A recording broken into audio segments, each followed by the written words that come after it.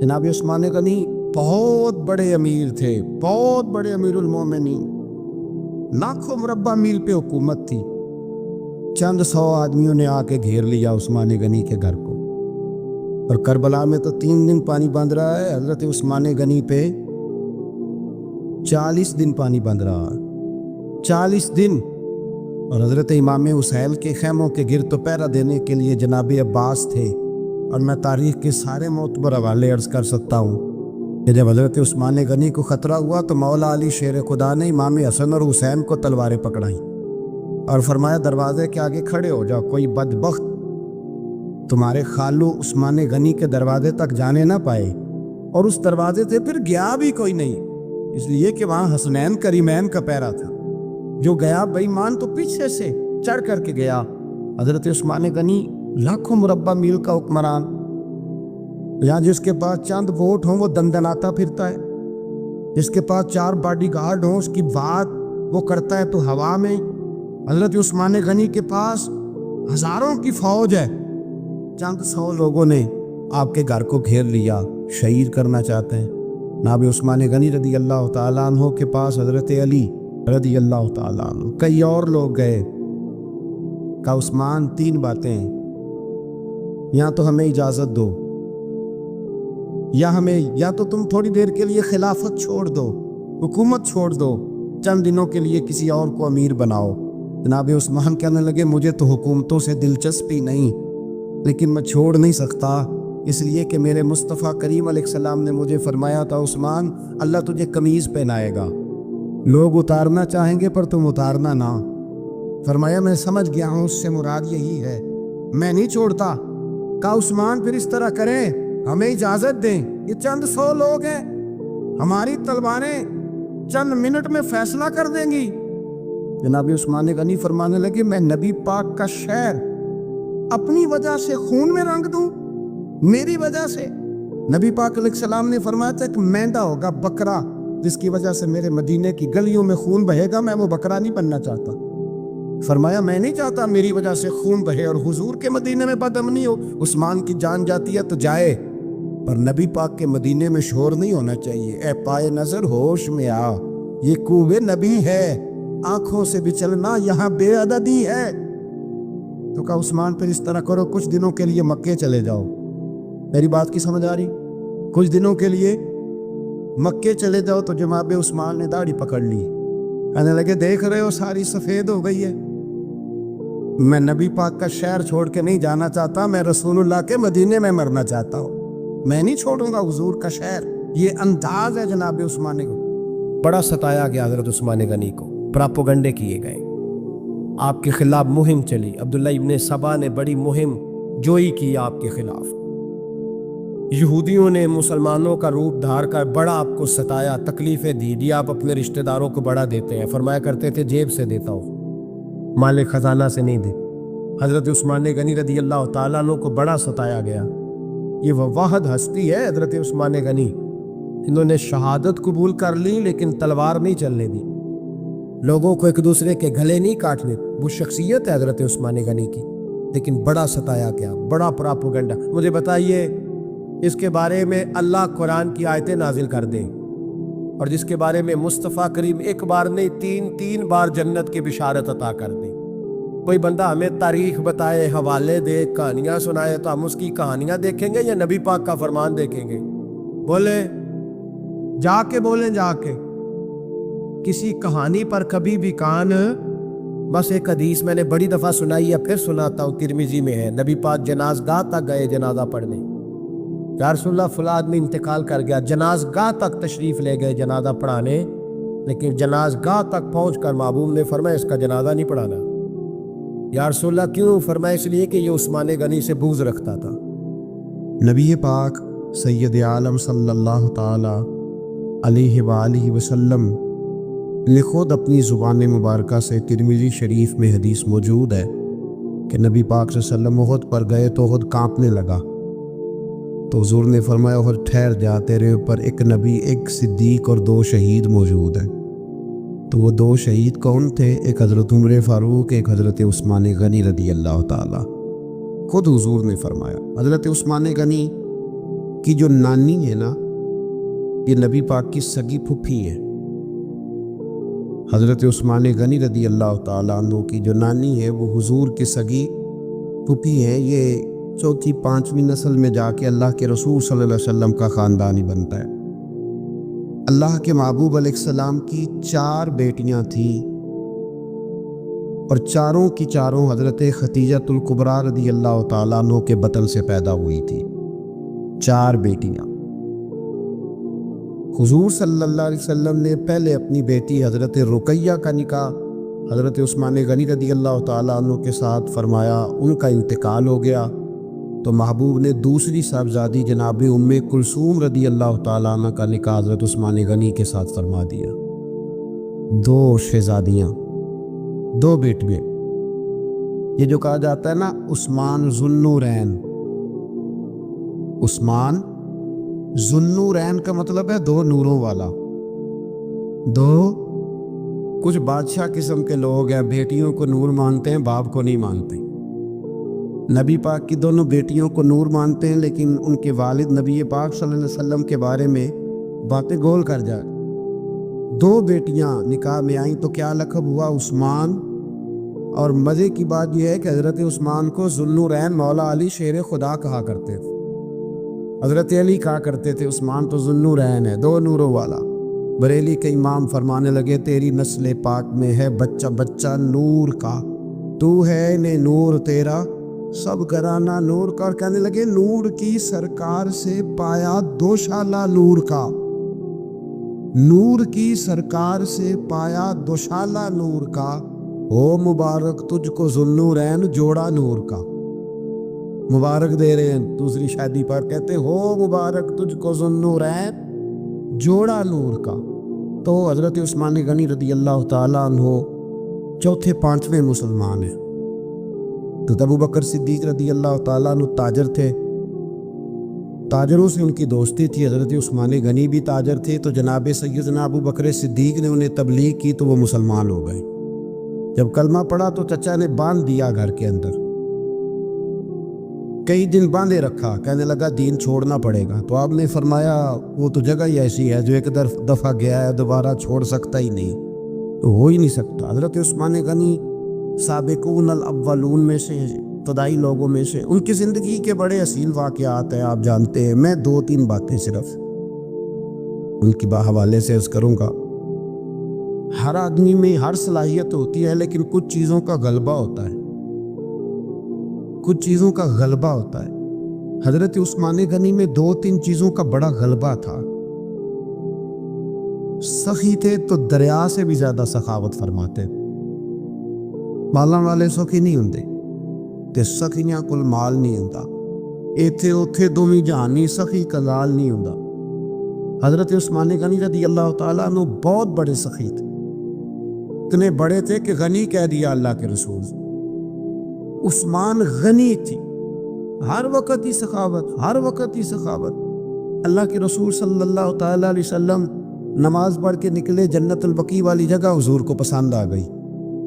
فرمایا کچھ صحابہ آتے ہیں یہاں تو انہیں سواریاں کھڑی کرنے کا مسئلہ ہے، آج کل نہیں مسئلہ ہوتا پارکنگ کا، اس زمانے میں اونٹ گھوڑے باندھنے کے لیے حویلی چاہیے تھی۔ تو حضور علیہ السلام آ کے بیٹھے تو فرمایا جگہ بڑی اچھی ہے، کبھی مل جائے نا تو صحابہ کو سواریاں باندھنے کے لیے اچھی رہے گی۔ عثمان پیچھے بیٹھے تھے، وہیں سے گردن جھکائی اور پیچھے سے نکل گئے۔ حضور نے فرمایا ادھر آؤ، کہاں جا رہے ہو؟ کہ یا رسول اللہ تو جگہ آپ نے کہی ہے، میں دیکھنے جا رہا ہوں۔ تو حضرت عثمان غنی دیکھنے گئے، جب واپس پلٹے تو میرے کریم نے فرمایا عثمان دیکھ آئے ہو، دیکھ آئے ہو، دیکھ آئے ہو؟ عرض کی محبوبہ دیکھنی کیا تھی، تجھے پسند آئی تھی، میں خرید آیا ہوں، خرید آیا ہوں۔ دیکھنا آنا جانا یہ تو وہاں ہوتا ہے جہاں سودے بازی ہو، رنگے چمن پسند ہے نہ پھولوں کی بو پسند، ہم کو ہے وہ پسند جسے آئے تو پسند۔ بات ختم ہو گئی، آپ کو پسند آئی تھی، میں نے خرید لی۔ میرے رسول پاک صلی اللہ علیہ وسلم کے ساتھ پتہ نہیں لوگ کہاں بیٹھ کے دین پڑھتے ہیں، اختلاف ثابت کرتے ہیں، جو جگہ مصطفیٰ کو پسند آئی عثمان نے خریدی، اس جگہ پہ سیدہ فاطمہ الزہرا کا مزار بنا ہوا ہے، उस जगह बीबी पाक का मज़ार है जो हज़रत सैयदना उस्मान गनी की खरीदी हुई है। इसका मतलब है ये जगह मुस्तफ़ा का भी पसंदीदा है, अहले बैत की भी पसंदीदा है। हज़रत उस्मान गनी का मिजाज है, हुजूर ऐलान कर रहे थे, इसका मतलब है चंदे का ऐलान करना भी नबी पाक की सुन्नत है। इसलिए हम भी कभी कभी ये सुन्नत अदा कर लेते। चंदे का हुजूर ने ऐलान किया, जैश उसरा के लिए बहुत बड़ा लश्कर जाना था, फरमाया उठो भाई हिस्सा डालो। हज़रत उस्मान ने दाएं बाएं देखा, कितने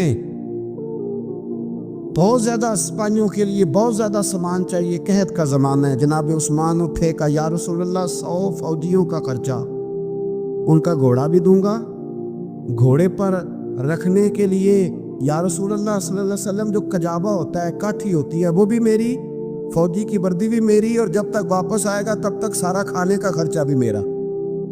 नबी पाक सल्लल्लाहु अलैहि वसल्लम मुस्कुराए, फरमाया उस्मान अल्लाह तुझसे राजी हो। थोड़ी देर के बाद फरमाया फिर उठो भाई। दाएं बाएं देखा, कोई उठा ही नहीं। हज़रत उस्मान फिर खड़े हो गए, कहा हुजूर 100 मेरा और शामिल कर। नबी पाक ने फिर ऐलान किया। हज़रत उस्मान कहते हैं मेरे ना दिल को कुछ होता था, फिर उठे, कहा हुजूर मेरा तीसरा 100 भी शामिल कर लिया। फरमाते हैं जनाब उस्मान गनी चौथी दफ़ा मेरे मुस्तफ़ा ने ऐलान किया तो मुझसे ना ही रहा गया। मैंने कहा महबूबा ऐलान ना करो, आप इशारा करो, उस्मान के पास जो कुछ भी है वो मोहम्मद अरबी के कदमों का सदका है, आप ऐलान करो, हाजिर है, अर्श है, हाजिर है। फूक फूक के देना, देख देख के देना, ये तो वहाँ का सौदा होता है जहाँ सौदेबाजी होती है। लेकिन यहाँ तो या रसूल अल्लाह जब तक बिके न थे कोई पूछता न था, ये तो तूने खरीद कर हमें अनमोल कर दिया। और मुझे वो बात बड़ी पसंद है, मैं तन्हाइयों में किताब खोल के पढ़ता, तन्हाइयों में पढ़ता मेरे रसूल पाक सल्लल्लाहु ताला अलैहि वसल्लम। और मैं जब मुझे कभी लुत्फ़ लेना होता है तो मैं साहिब तबकात की ये रवायत खोल के बैठ जाता हूँ जब अपना मज़ा लेने को दिल करे। हज़रत उस्मान गनी शहजादे थे, दौलतमंद बाप के बेटे थे, रईस आज़म थे। अमीरों के बच्चे नाजुक मिजाज होते हैं, मूड के मालक होते हैं। बहुत बड़े रईस थे, पर इश्क लगा सी खेड़ा खेड़ दीनू, तो फिर खेड़ा भुल गईयां। गज्जल पाया सी यार दे वेखने नहीं, फिर ओदी याद च रोंदियां ही डुल गईयां। ऐ दर्शा इस गली कदे न रुलदी, पर हुण ते रुलदी 4-5 दिन के बाद मदीने आए, सफ़र पे गए हुए थे। हुजूर के पीछे नमाज पढ़ी तो महबूब के चेहरे पे ज़रा नकाहत है, कमज़ोरी है। हज़रत बिलाल को मिले, कहने लगो बिलाल मैं 4 दिन बाहर रहा हूँ, हुजूर के चेहरे पे कमज़ोरी क्यों है? जनाब बिलाल कहने लगे जा घर जाके पूछ ले। कहता मैंने दरवाजे पे दस्तक दी, सैयदा आयशा सिद्दीक़ा अंदर से बोली कौन है? मैंने कहा अम्मा जी गुलाम हूँ उस्मान, मैं 4 दिन के बाद आया हूँ तो चेहरे पे बड़ी कमज़ोरी है। फरमाते जनाब आयशा हिचकी लेके रोई, क्या हुआ? तो कहने लगी उस्मान 4 दिन हो गए कौनैन के मालिक ने रोटी कोई नहीं खाई, एक प्याला दूध का, एक खजूर। हज़रत उस्मान गनी रज़ियल्लाहु ताला का, अम्मा जी आप पर्दे में नहीं चली जाती? शहजादा तोड़े गए, घर से अनाज की बोरी कंधे पे रखी, हर चीज़ उठाई। गुलाम कहने लगा मुझे दे दो, 20 नौकर हैं घर में। फरमाया नहीं ये मेरी ड्यूटी है, मैं नहीं करनी। उस्मान खुद गए, रसूल पाक के घर में झाड़ू दिया, चूल्हे में आग जलाई। हज़रत आयशा कहती है मैं पर्दे के पीछे से देख रही थी, जब उस्मान फूके मारते थे तो दाढ़ी से धुआं निकलता था।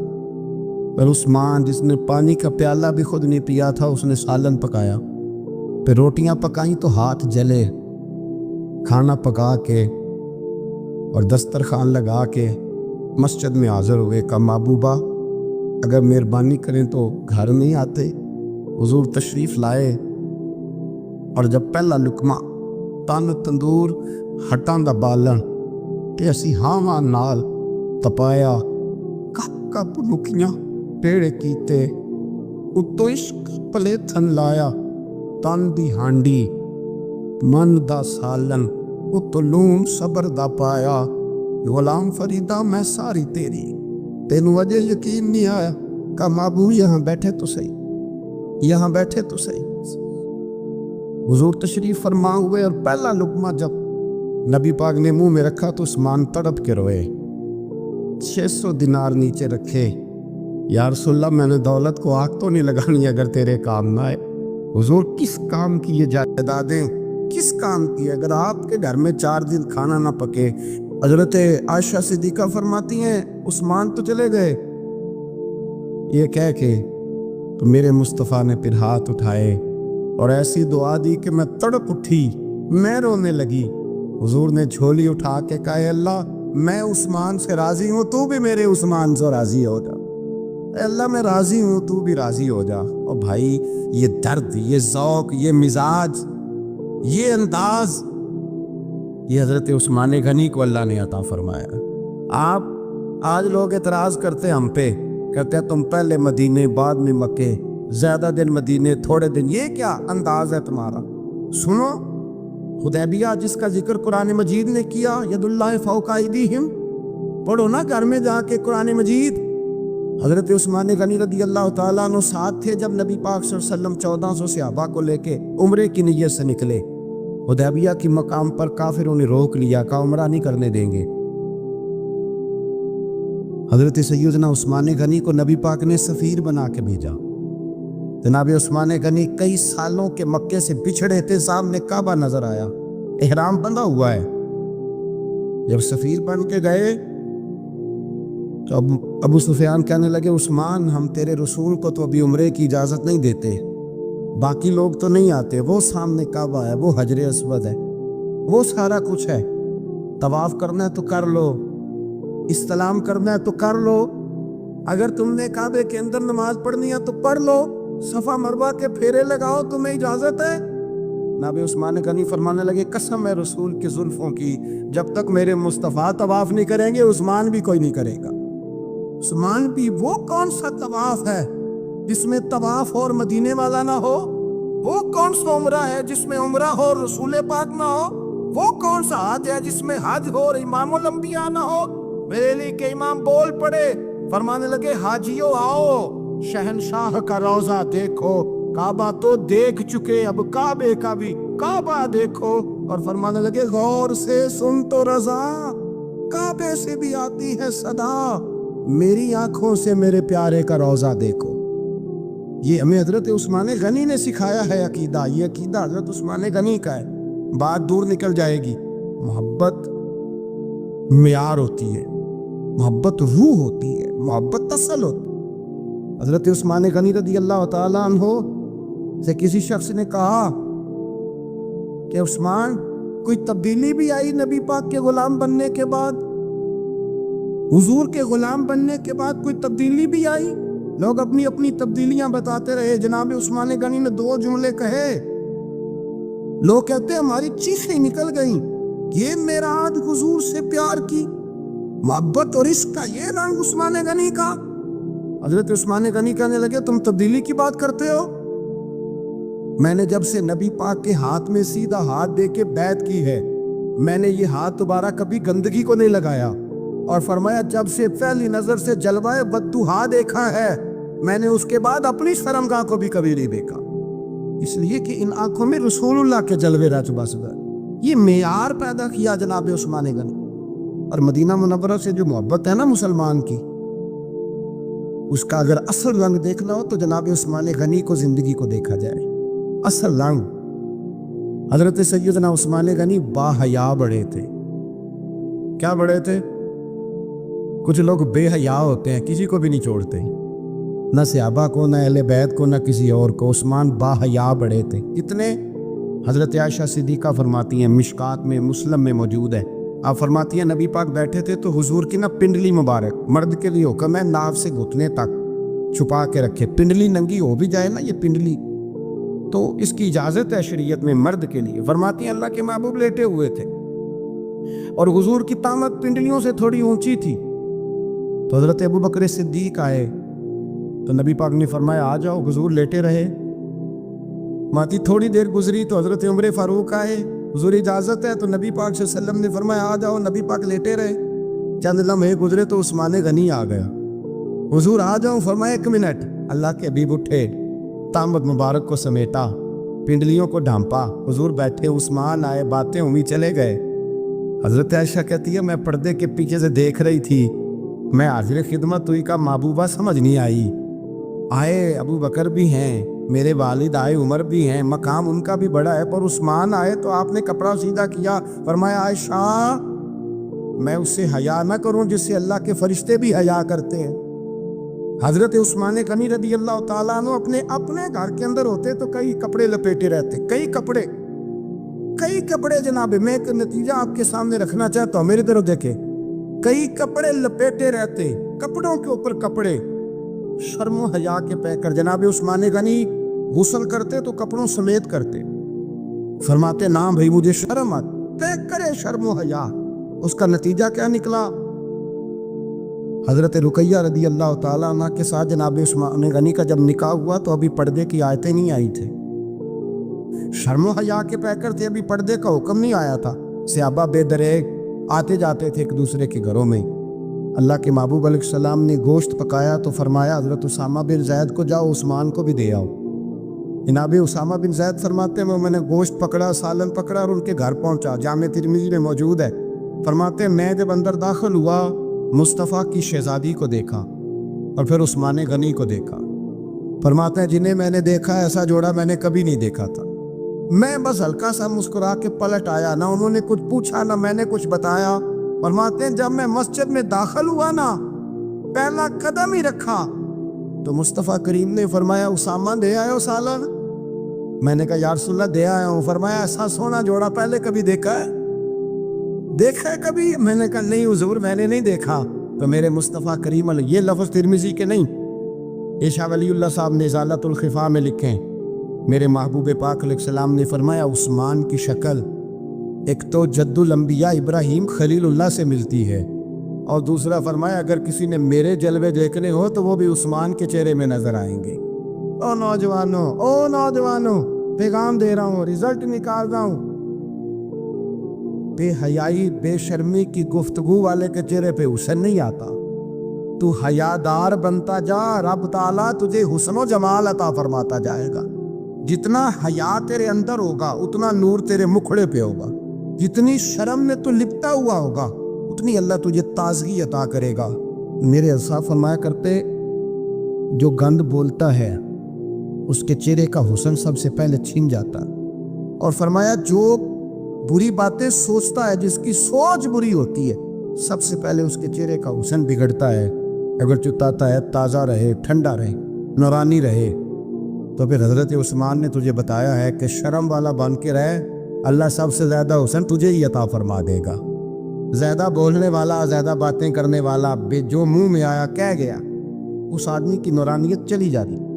अगर लोग वो करीमों से नहीं आता, और नाई के पास बैठ के चेहरे पे रोज़ नया डिज़ाइन नई लकीर बनवाने से हुस्न नहीं आता, हुस्न शर्म व हया से आता है। ये जो हम आर्जी हुस्न खरीद के लाते हैं ना 4 पैसे का, ये मांद नहीं पड़ता, ये तबाह करता है और ये तबाह हो जाता है। कुछ लोग ऐसे होते हैं, कुछ लोग जिनके पास बैठने को इतना दिल नहीं करता जितना उनका चेहरा देखने को दिल करता है। उनके पास बैठने को बाजों का दिल करता है कि बस ना ज़रा, और तबीयत मैंने आज मैं होके आया हूँ उस्ताद जी सादक साहब रहमतुल्लाह, मैंने इन बुजुर्गों को देखा है, हमने नज़र भर के आंखों में आंखें डाल के तो बड़ा कम देखा है। हम चोरी देखा करते थे, चोरी मैं वेखा ते मेरा यार ना वेखे, ते जे मैं नाम वेखा ते हो वेख, मैं हम लोग चोरी देखा करते थे। मैंने अपने हज़रत साहब को भी शायद ही कभी आंखों में आंखें डाल के देखा हो, तभी देखा है जब वो किसी और को देख रहे होते थे। भाई इन लोगों के अंदर का हुस्न शर्म हया मासूमियत बन के इनके चेहरों पे निखर आता था। हज़रत उस्मान गनी की शर्म हया नूरानियत बन के उनके चेहरे पे आ गई थी। जनाब उस्मान गनी पैकरे शर्म हया थे। एक बात कर दूं और ख़त्म करूं, हज़रत उस्मान फरमाया करते थे मुझे 3 बातें बड़ी पसंद हैं। कितनी? सारे बोले हो कितनी दी? तो कौन कौन सी? फरमाया करते थे भूखे को रोटी खिलाना, नंगे को कपड़ा पहनाना, और तीसरा मेरा दिल करता है मुझे और कोई काम ना हो, कुरान पाक मेरे सामने रहे और मैं सारा दिन तिलावत ही करता रहूँ। 3 बातें पसंद, भूखे को खाना खिलाना, नंगे को कपड़ा पहना, और यानी रोटियां बांटते रहते थे, सूट बांटते रहते थे, ये मिजाज था।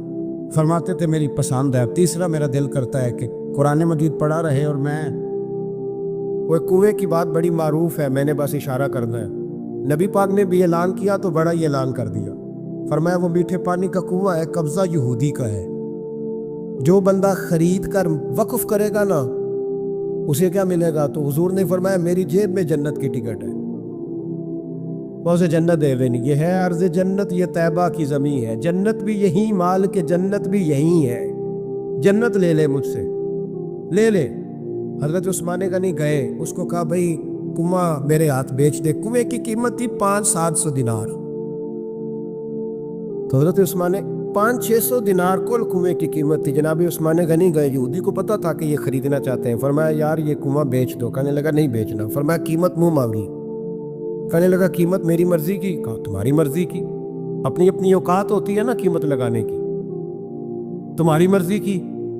کہنے لگا میری شرط ہے میں ایک دن کے لیے کنواں دوں گا، ایک دن میں ایک دن آپ۔ فرمایا یہ بھی منظور ہے۔ کتنے پیسے؟ اس نے کہا میں 3000 دینار لوں گا، 500-600 کا ہے۔ حضرت عثمان غنی فرمانے لگے تو نے اپنی اوقات کے مطابق 3000 مانگا ہے، میں 40,000 لے کے آیا،